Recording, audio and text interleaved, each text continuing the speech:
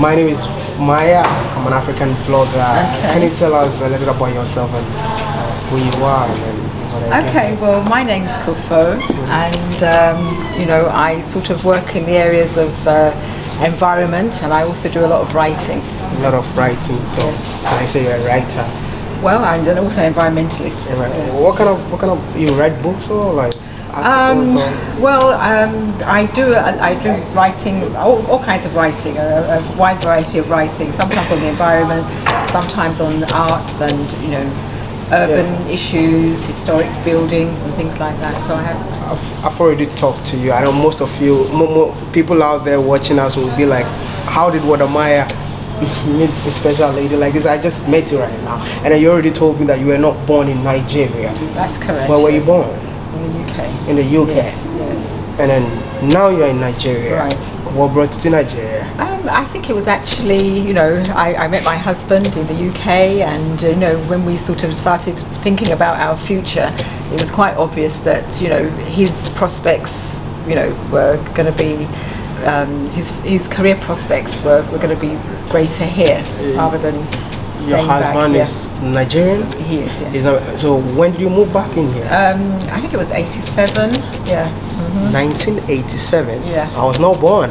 Oh my goodness. So I want to tell us the Lagos around 1987 and the Lagos. Let's talk about like comparing Lagos 1987 and Lagos 2019. Yeah, well, it's obviously changed a lot.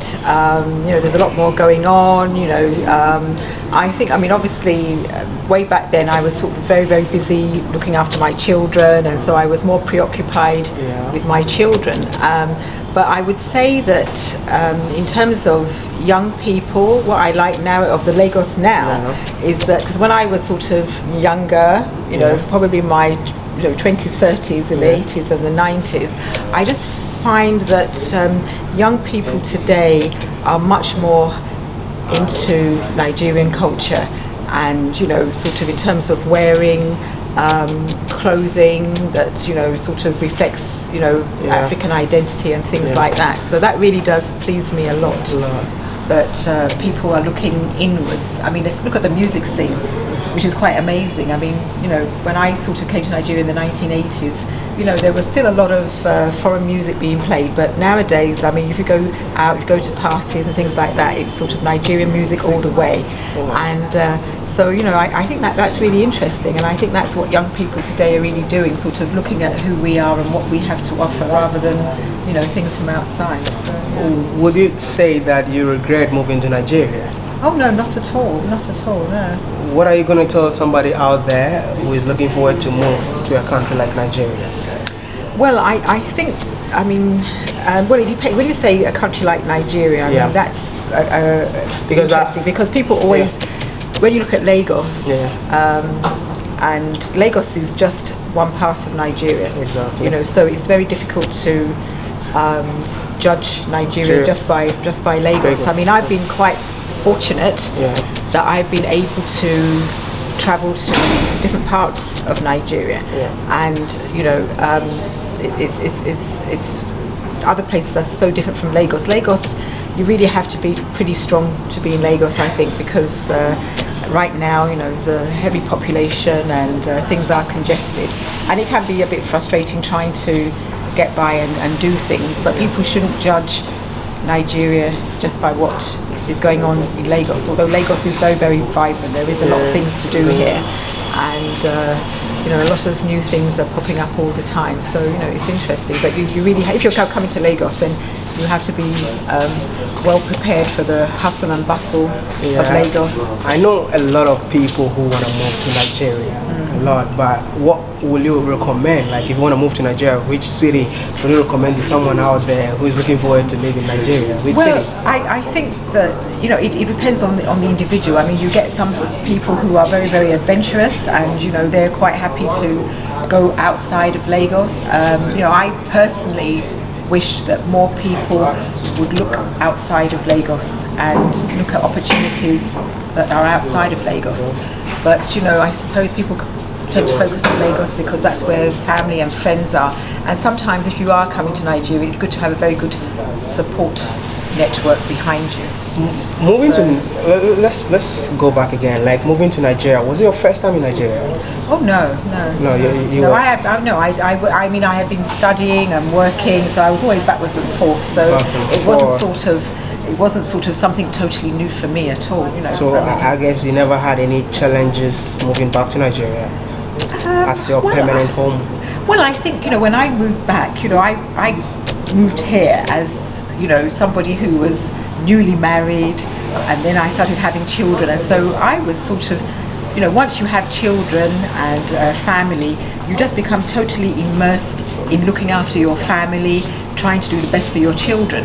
So no matter where you are, and I also always remember somebody saying that, well, try to blossom wherever you are planted. And I think that is important. Wherever you find yourself, sometimes there are going to be all kinds of hardships, but trying to make the best of, of what you have wherever you are, no matter the difficulties. Thank you so much. But before I let it go, I want you to send a message out there to African diaspora and then Africans, young Africans on the continent. But first of all, let's go for the African diaspora. Okay, the African diaspora. Okay, well, I think that, one thing that I notice at the moment, that even if whether you go to the US, you go to Europe, you go to the UK, Nigerians are there doing great things. And so, I think that for nowadays, I think that a lot of people who want to have that sort of piece of Nigeria, or, you can actually experience that in so many other places. Nowadays, Nigerians especially are doing very, very well, outside and also here. So, I think that young people today are sort of much more fortunate than I was, because I remember when I was young, living in the UK, it was very, very difficult to get hold of, African books or, African clothing or anything African. You really had to search hard, but now it's everywhere, and I'm so happy for young people nowadays that they don't sort of have to search for these things, that it's easy to find. And so that just shows that, we are showing that we are proud of who we are, I think I'm done, right? That's how I've covered everything, right? Yeah, okay. So, thank you. I think just one thing that I would also like to say, because we are actually here in the Nikkei Art Gallery, so I think that we really need to mention that. And just to say that what a wonderful place the Nikkei Art Gallery is, and anytime I come here, I always meet some very, very interesting people every time I come here.